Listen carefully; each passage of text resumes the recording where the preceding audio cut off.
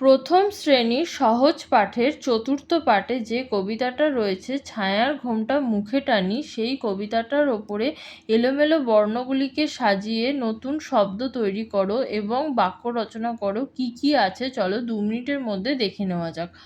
ম ঘয়কা টয়াকা সাজালে হবে ঘোমটা, ডয়শূন্য রয়াকা দন্তনয়সী পয়াকা ক্ষয়াকা সাজালে হবে পাড়া খানি।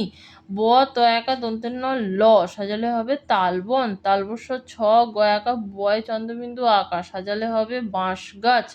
তয়াকা লয়হস্যি পয়াকা গয়হস্যু সাজালে হবে পাতাগুলি। কয়াকা দয়কা দন্ত নয়কা সাজালে হবে দোকানে। পয়াকা দন্ত ছয়হস্যু রয়হস্যি সাজালে হবে সুপারি। লয়াকা গ দন্ত নয় দীর্ঘি অন্তস্থ অ সাজালে হবে গয়লানি। ওয়াই হস্যি অন্তস্থ আ দন্ত নয়াকা সাজালে হবে আঙিনায়। হস্যই কয়াকা দন্ত নয়াকা সাজালে হবে কানায়। হস্যই ব লয়াকা সাজালে হবে বলাই। পেট কাটা বন্ধন সয়াকা রয় হস্যি দন্ত স সাজালে হবে সরিষা। লয়াকা ক হস্যই সাজালে হবে কলাই। হস্য ব ব ডশূন্য রয়কা সাজালে হবে বড় বউ।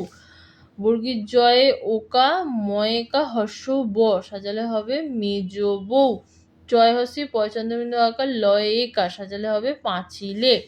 বাক্য রচনা করো। পাড়াখানি, আমাদের পাড়াখানি খুব ছোট ও শান্ত। তালবন, আমাদের বাড়ির পেছনে একটি তালবন আছে।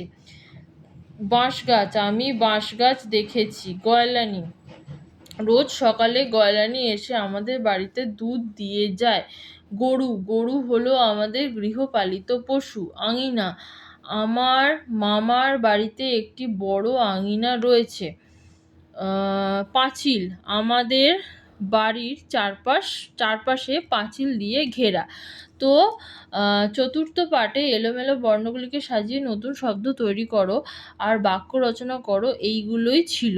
যদি তোমরা চতুর্থ পাঠের কবিতার ওপরে প্রশ্ন উত্তরের ফুল ভিডিও পেতে চাও তাহলে প্লেলিস্টে গেলে সেখান থেকে তোমরা পেয়ে যাবে।